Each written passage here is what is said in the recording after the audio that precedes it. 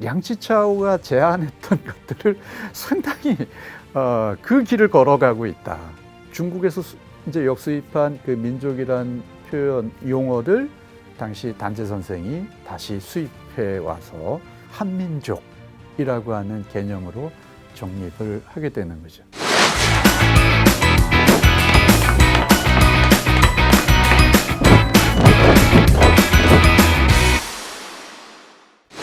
안녕하세요. 경희대학교 사학과 교수로 재직하고 있는 정지호입니다. 치차오라고 하는 인물에 대해서 입헌군주제라고 하는 것이 워낙 강하게 자리 잡고 있기 때문에 총조 정부를 그대로 존속시키려고 노력했던 인물, 이런 오해가 굉장히 많아요. 량치차오는 서구와 전통을 잘 접목시켜서 중국의 어떤 새로운 어떤 사회, 정치 공동체를 만들려고 했던 대단히 흥미로운 그런 인물이 아닌가 생각을 합니다. 량치차오가 신민이라는 개념을 최초로 사용한 거예요. 그래서 우리나라도 신민학회가 있잖아요. 그 량치차오가 쓴 신민의 개념을 갖고 온 거예요. 량치차오가 신민이라는 개념을 쓸 때 가장 고뇌했던 건 그 당시까지만 해도 같은 신민이지만 신하 신자를 써서 신민이라고 하는 용어가 일반적이었어요. 천자가 있고 그 밑에 신민이라고 불렀고, 일본은 근대화 이후에도 국민이라는 용어 대신에 다 신민이라는 용어를 계속 썼어요. 근데 그때의 신민은 천자의 지배를 받는 노예적인 어떤 이미지가 강하거든요.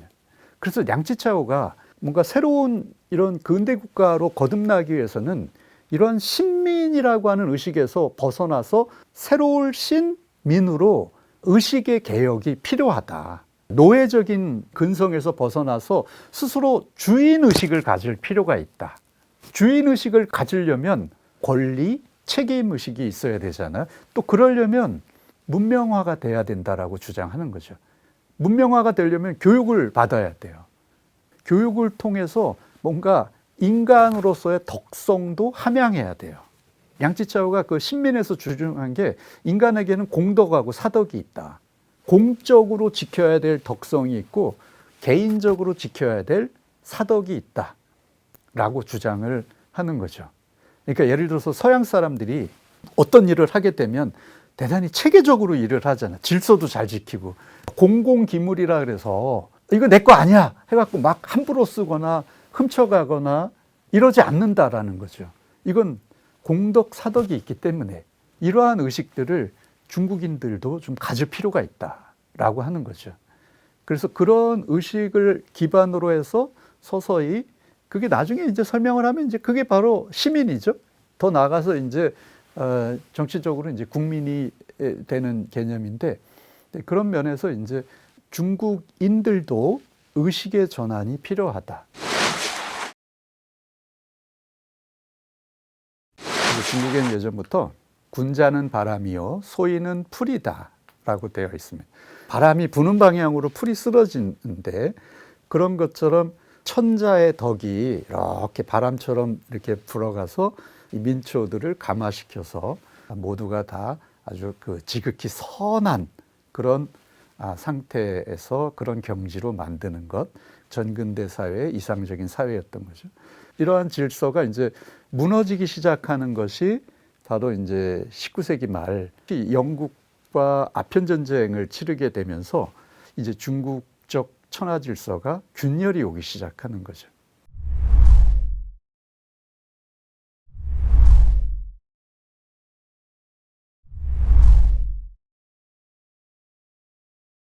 근데 이후에 이제 일본에 와서 변법 운동이 왜 실패했는가를 고민하잖아요. 왜 중국이 서구보다 뒤처질 수밖에 없었는가를 그런 국채의 문제에서 찾았어요.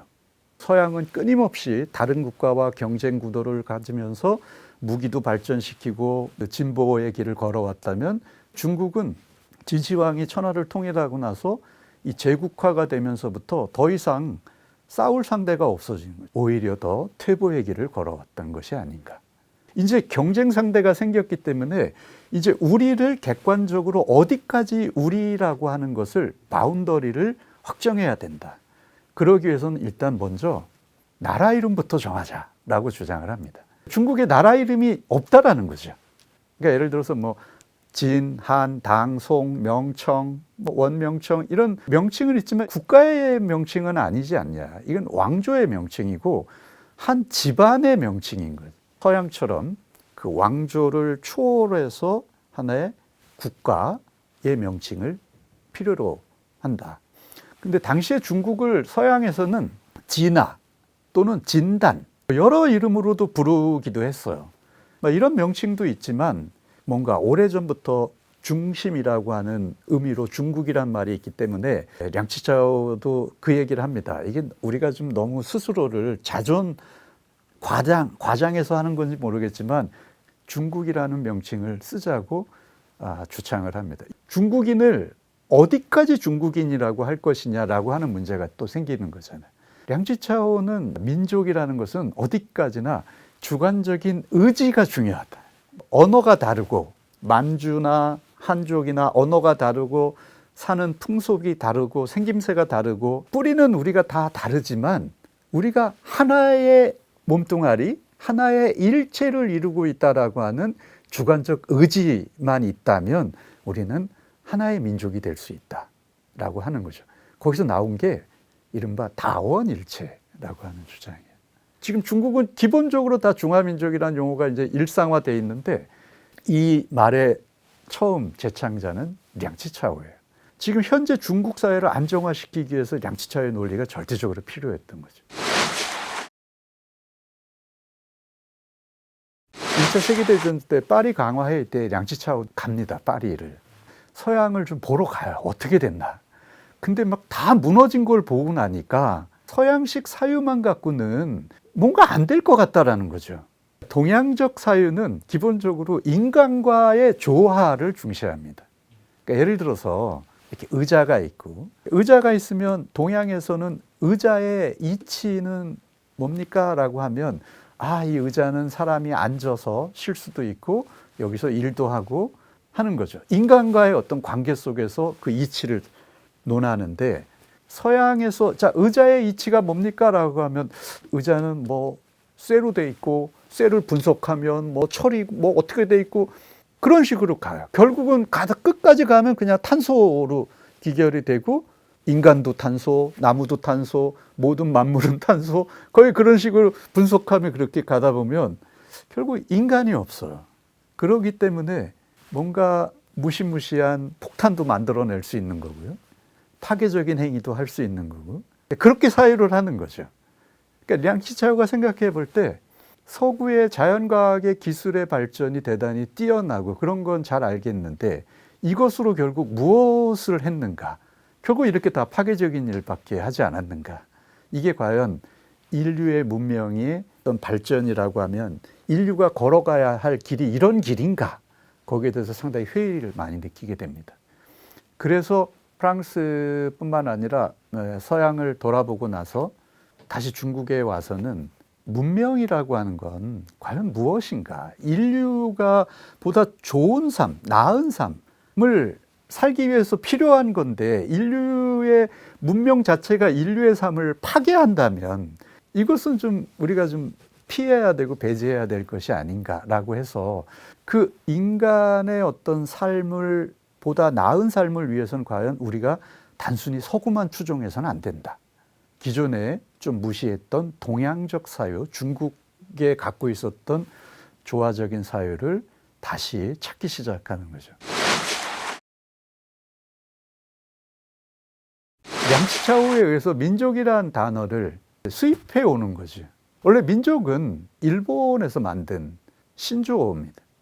일본 그 메이지 시기에 서양의 그 네이션을 어떤 식으로 번역할 것인가에 대해서 국민이라고도 하기도 하고 민족이라는 개념을 쓰기도 하는데 량치차오가 일본에서 망명 생활을 할 동안 그것을 다시 중국으로 이제 역수입한 거죠. 당시 단재 선생이 다시 수입해 와서 이제 우리의 민족, 한민족이라고 하는 개념으로 정립을 하게 되는 거죠. 거슬러 올라가 보니까 그 삼국유사에도 등장을 하는 단군이라는 존재가 있죠. 그러면 한반도에 거주하는 모든 사람은 단군을 하나의 시조로서 그 하나의 정체성을 확립하는 데는 대단히 유용한 방침이 되는 거죠. 그래서 아마 쓴 책이 이제 조선 상고사. 나라는 망해도 정신은 망하면 안 된다. 조선 민족이 망해서는 안 된다. 사실 민족이란 개념이 없었는데 민족을 만든 거죠. 위기의식 속에서.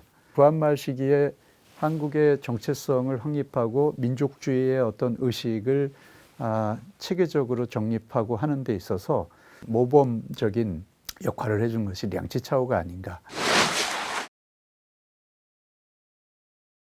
지금의 젊은 청년들이나 아니면 뭐 많은 사람들이 국가가 존재하고 나서 다 태어났기 때문에 국민국가라고 하는 건 지극히 자연스러운 것으로 자명한 문제라고 생각하기 쉽지만 사실 이것은 끊임없는 어떤 역사적 과정을 통해서 끊임없이 변화돼서 만들어져 오고 형성되어 온 거라는 거죠. 한국의 이 국민국가 역시도 여전히 만들어져 가고 있는 것이 아닌가, 진행형이다라고 생각을 해요. 그랬을 때 이 국민국가는 과연 어떤 방향으로 가야 되는가라고 하는 것은 정해진 길이 없기 때문에 모두의 관심 속에서 사실은 만들어 가야 되는 것이 아닌가. 그런 면에서 우리가 보통 이제 근대 국가, 근대 국민국가라고 하는 것이 어떻게 만들어졌고 어떤 길을 걸어가야 되고 라고 하는 데서 이제 사실 모두가 좀 관심을 가졌으면 좋겠고, 그런 면에서 아마 이 책 자체가 그러한 국민국가를 이해하는 데는 좀 유용한 하나의 길잡이가 되지 않을까 생각을 해봅니다.